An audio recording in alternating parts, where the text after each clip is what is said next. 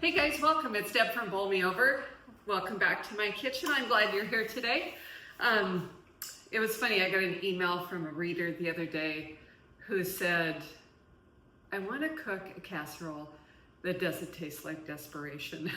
I was like, okay, so what do you want in your casserole? She goes, I just want it to be easy. I want it to use like canned soup and rotisserie chicken. And I said, Linda, I have the perfect recipe for you.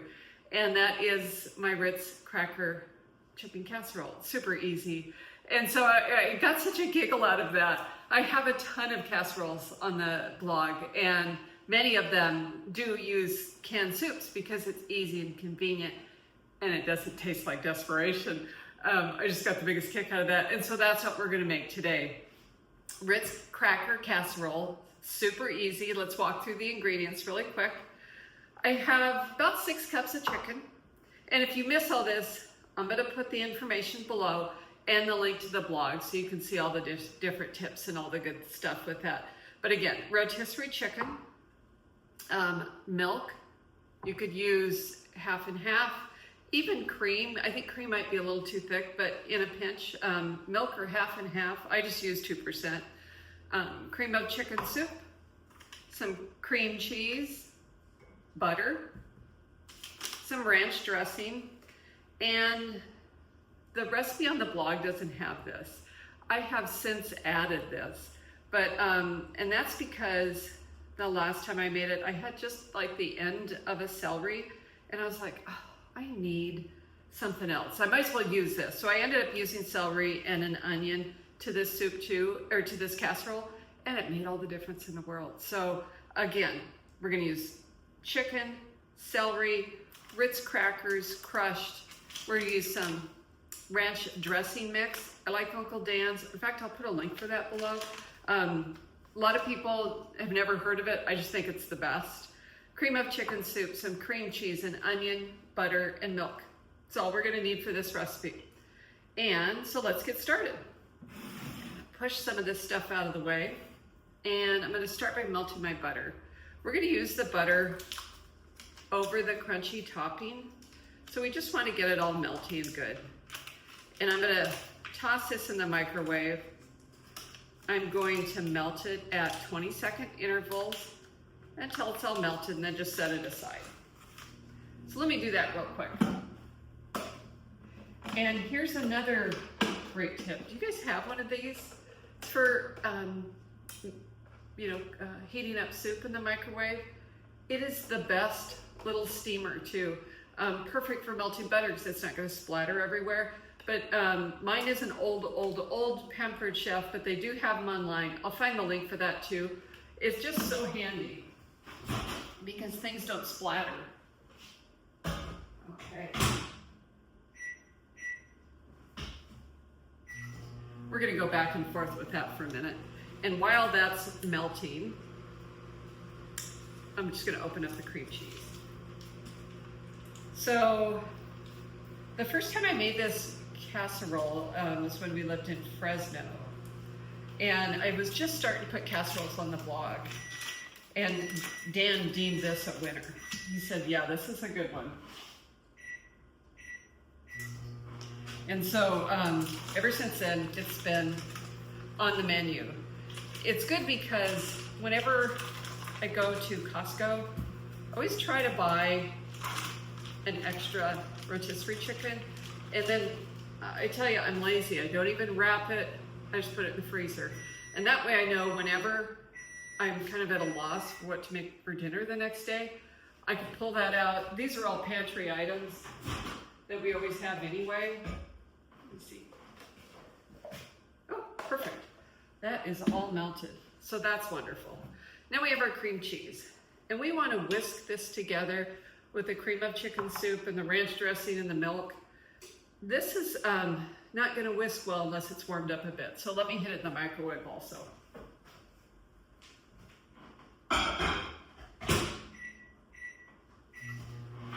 It was funny, Dan was talking about, we should get you a new microwave. You use it so much. And I'm like, honey, all I do is use it to heat things up. I'm not a microwave cook per se.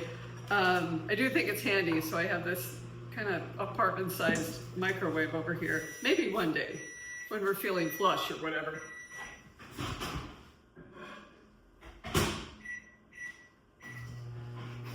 "20 seconds, another 20 seconds, and we should be good.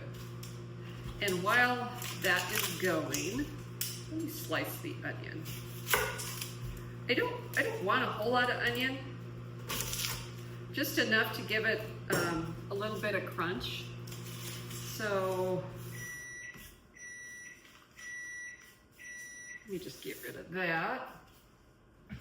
And so I'm just gonna use half. And you don't have to use the onion at all. You don't have to use the celery at all. The original recipe doesn't call for that. I just think it adds more texture, more flavor. It's just so easy. And get him all diced up. And it, you know, if you just take a quick minute and slice the onion alongside the little lines on the onion, and then a couple slices halfway through like I just did, boy, it dices up easy. Okay, perfect. I'm gonna put that right there. Okay, I'm just gonna clean up a couple things real quick, get my cream cheese out, and I'll be right back. Okay, so now we're on to the next step. Let's make the sauce. And in goes the cream of chicken soup.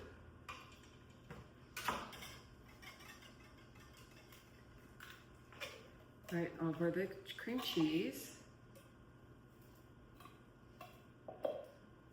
It's a nice creamy casserole without being terribly, terribly cheesy. And it certainly doesn't taste like desperation. Oh, that cracked me up. All right, we're gonna use ranch dressing. What I like about the shortcut of ranch dressing is that oftentimes casseroles like these call for garlic powder and onion powder, paprika and parsley and dill and this and that and the other thing. This has all that for you, so it's a great shortcut. So we're gonna put that in, and then our milk. And we just wanna whisk this together until it's combined. So that'll take just a minute. I'm gonna try it. The goal here is to whisk it together without everything getting on me. So let's see how we do, okay?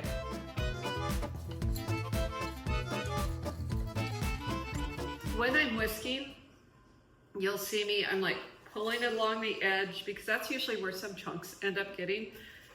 And then whisking around, you wanna make sure you, in case anything's stuck on the bottom, you don't need it perfectly smooth, but just kind of with small tiny lumps is just fine. Unless you completely melt the cream cheese, it's not gonna get completely smooth, but what we have here is perfect. Let me get rid of this.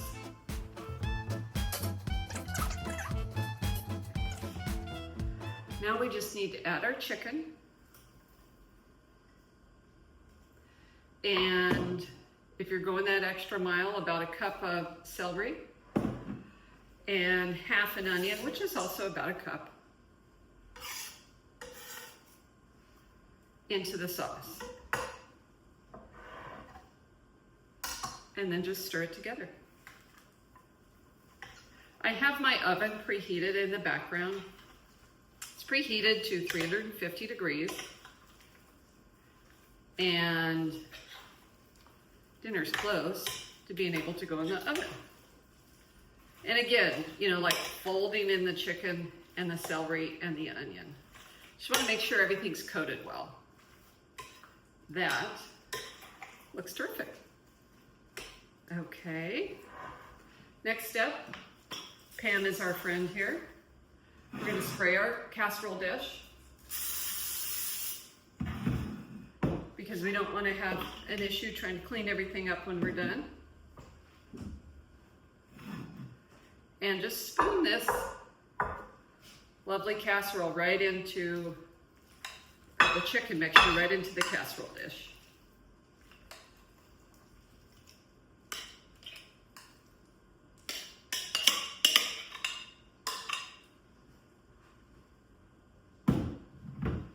Wonderful.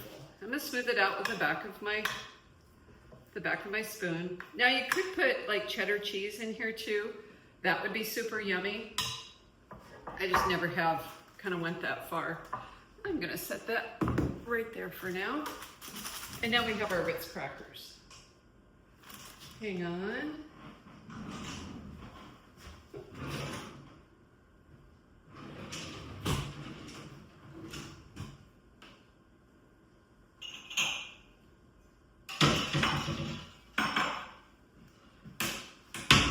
Somewhere in my house is my little hammer that crushes things. But for the life of me, I can't find it. So instead, I'm just gonna use the back of a glass. If I was smart, I'd probably put this in a Ziploc bag. But honestly, it's already sealed, so it's not gonna make too big of a mess.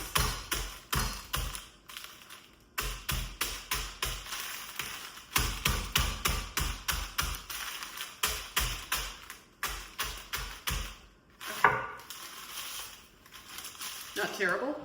I can deal with that. All right.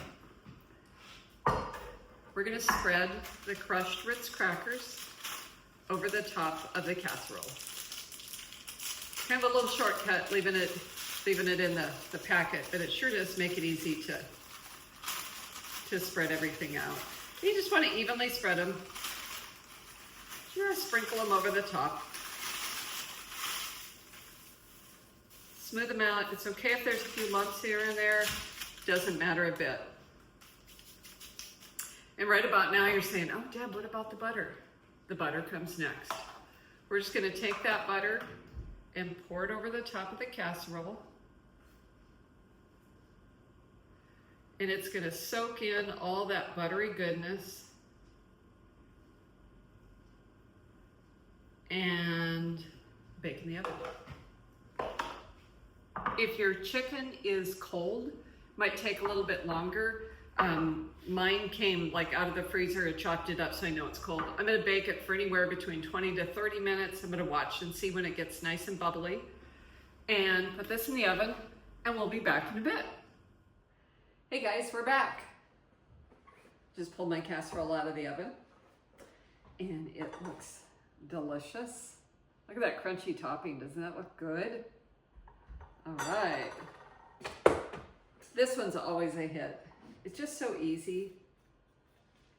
I'm just gonna take just a little bit from the corner there. We're actually going over to my folks' house for dinner tonight, and this is gonna be dinner. I always like it when I can help mom out a little bit. And I'm sure it's like screaming hot. You know, the good thing with this casserole is you're really only just heating things up.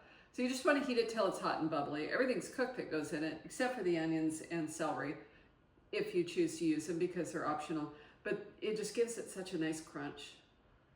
And I did bake it uncovered for about, again, my stuff was cold, so it was about 29 minutes, I think. Let's give her a try.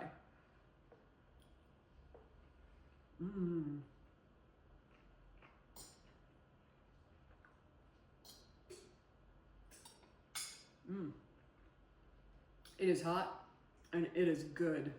The cream cheese in there, oh my goodness.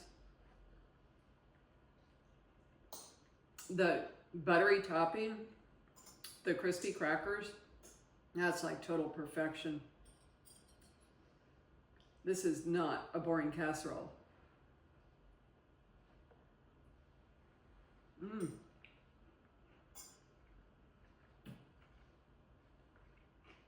You're gonna like this one. And it's stuff you already have in the house. So next time you go visit the Costco, don't forget, pick up an extra rotisserie chicken, tuck it in the freezer. Hey, that's it for me today. I hope you try this soon. If you have any questions, please leave a comment below.